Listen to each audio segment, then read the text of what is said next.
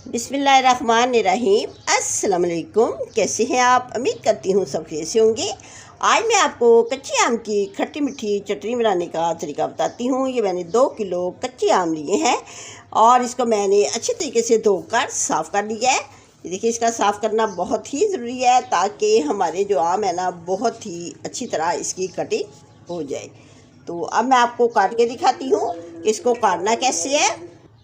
ये मेरे पास पिलर है, इसके साथ बहुत ही अच्छे तरीके से इसका छिलका उतर जाता है। जब हमने कोई आलू का छिलका उतारना हो या हमने कोई और सब्ज़ी का छिलका उतारना हो तो मैं इसी के साथ उतारती हूँ। ये बहुत ही अच्छा छिलके को उतार देता है। बकरा ईद आ रही है तो बकरा ईद पे जिन लोगों को गोश्त हज़म नहीं होता, आप ये चटनी साथ लेकर गोश्त खाएंगे तो गोश्त जल्दी हज़म हो जाता है। मैं आपको इसके फ़ायदे भी बताती हूँ कि इसके फ़ायदे क्या क्या हैं। मैं पाकिस्तान लाहौर में रहती हूँ और आजकल कच्ची अम्मियों का बहुत ही सीज़न चला हुआ है और सस्ती भी हैं। 2 किलो अम्मियाँ मैंने 200 रुपये की ली हैं।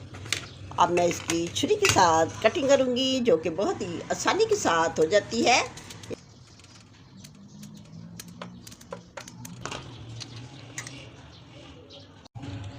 अब मैंने अम्बियों की कटिंग करके इसको पतीली में डाल दिया है। चूल्हे के नीचे मैंने आग जला ली है। अब इसमें मैं 3 गिलास पानी डालूंगी।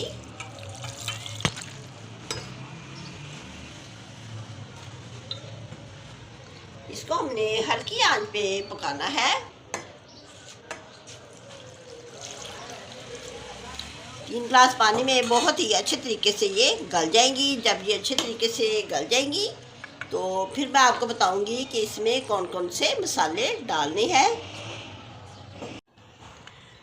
अब ये देखिए, जब अम्मी अच्छे तरीके से गल गई हैं और थोड़ा सा इसमें पानी रह जाए, देखिए मैंने बहुत ही अच्छे तरीके से गलाना है। मैंने आपको पहले बताया। अब इसमें मैं ये मसाले डालूंगी।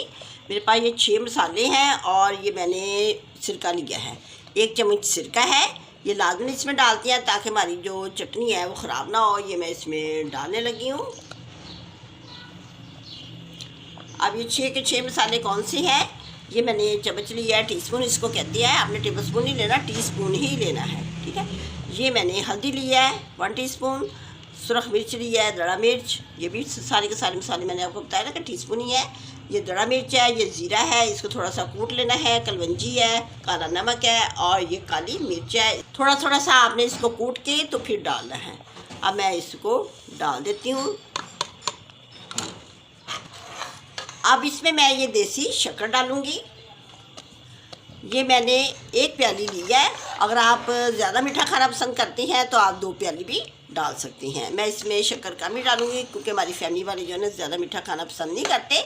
लेकिन 1 प्याली शक्कर काफ़ी होती है क्योंकि शक्कर जो देसी शक्कर होती है वो ज़्यादा मीठी होती है। ये इसमें मैं साथ ही डाल देती हूँ। देसी शक्कर से बहुत ही अच्छा फ्लेवर आएगा। अब थोड़ी सी गहरी होती है तो फिर मैं आपको डिश आउट करके दिखाती हूँ। मैंने मसालों को और शक्कर को बहुत अच्छे तरीके से मिक्स कर दिया है और इसके अंदर 5 मिनट मैंने पकाया है। ये देखें, बिल्कुल शक्कर जो है वो घुल मिल गई है। अब मैं आपको डिश आउट करके दिखाती हूँ। खट्टी मीठी चटनी हमारी तैयार हो गई है, बहुत ही मज़े मज़े की। ये देखें, अब मैं डालती जाती हूँ और आपको इसके फ़ायदे भी बताती हूँ। देखिए कितनी अच्छी लग रही है, इसकी लुक देखिए कितनी अच्छी लग रही है। ये हमारी सेहत के लिए बहुत ही ज़्यादा अच्छी होती है। ये हमारी आंखों के लिए बहुत अच्छी है, इससे हमारी बुनाई तेज़ होती है, हमारे मैदे के लिए अच्छी है और इससे हमारा हाजमा जो है वो दुरुस्त होता है।